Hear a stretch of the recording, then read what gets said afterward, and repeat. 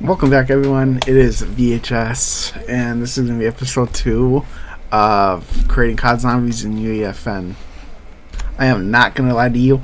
I literally recorded all of this and realized it wasn't recording, and it kept starting and stopping, so I had multiple different video files, and I was like, what's going on?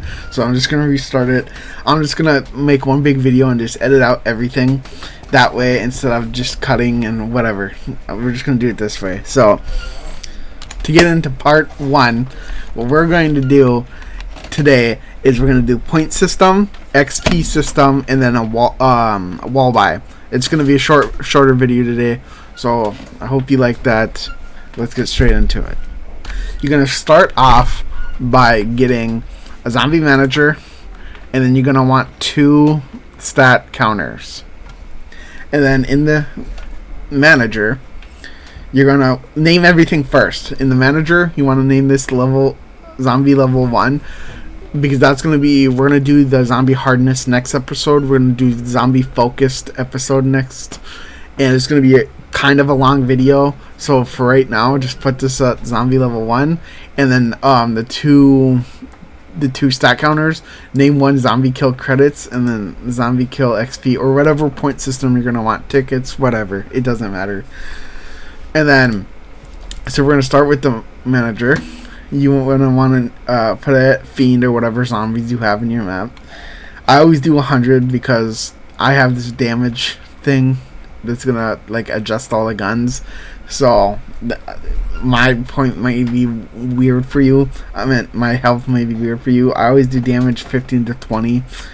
And then you're going to want to turn on this movement speed, because if you have it on default, I don't know what it is of turning this on, but it makes them different. You're going to want to turn this on, because if you have it on default, they're really fast. I don't know why they're so fast. But you want to put score distribution to alt eliminator so it doesn't glitch. And that's all you gotta do for right now. And then we're gonna go to the XP stat counter XP. We're gonna change the stat track to level. This one, not level, because if you have I have it on 10 XP, that would be 10 levels instead of XP. So you want to do level. And then you don't need to worry about compare. And then override, you're going to want to add, and then however much XP you want the players to have. Again, that's going to, like I said last episode, that's the math you're going to have to work out for your game. I have it for mine, but whatever you want on how hard you want the players to grind, that's completely up to you. But if you're just following me, just to follow me so you know how to do it, I'll just do 10. Visible in game, no, just in case someone could see devices in your map. I know most maps don't do that if you're a decent creator, but just again, put that to visible, no. And then the only other option is in the functions override value. Click the little marker and click on the manager, and then do on matching creature type is eliminated. That's all you got to do. And pretty much the same thing for points. The only difference you're going to have to do, so you can copy and paste this so you don't have to redo everything. The only difference you're going to have to do is change the override value to 60, because we're going to do the on hit damage, the classic zombie points.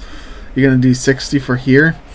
And then on stat tracked, I named it credits. Credits doesn't have the level, because remember we unticked the in the points thing last episode. We unticked that the max value, whatever, so we can go unlimited. So it's only going to be credits. So you just click on credits, and that's all you do.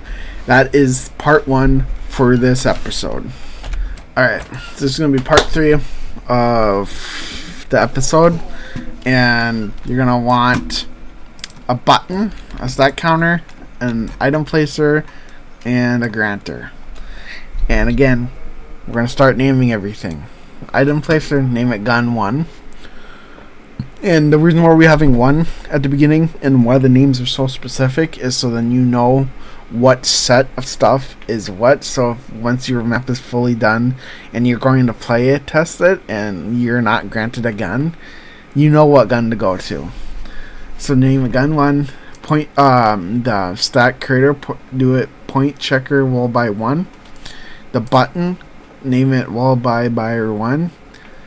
And the granter, name it granter wall by 1. And the granter, so you don't have to keep placing granters, it is pretty much the same as the level up rewards, so you can just copy and paste it, move it over here, and then all you're gonna do is put, instead of the diamond or whatever, the acorn, change it to the gun, and then on grant, hit the little marker thing, and then click on the point checker, and then put it on compare success. And then in the gun, you're gonna want to put the gun in there first, which would be right here, the item list. Just click that and put the gun you want, and then you're pretty much turning off every single setting. Allow interact, turn that off, and then put the health all the way to like the maximum, and then turn off damage. And then allowed team damage, turn that off. Allowed class damage, no class. And then you can just turn, you can do the rarity if you want the rarity, but everything else, play audio, enable, respawn, everything turn off. And that's pretty much it. Really, the item placer is just for visual. If you wanted to import, like let's say this gun instead of using this to save memory, you can do that also. This is just a visual representation. For the point checker, you're going to want to change it to credits again. In fact, you could probably just copy and paste it over here. Change your credits equal or compare type. You want to put that to 500. Because that's how much the wall buy is going to be, or however much you want the wall buy to be. That's what you put there. So I'm just going to do 500 because Call of Duty, the first wall buy is always 500. Compare per player, yes.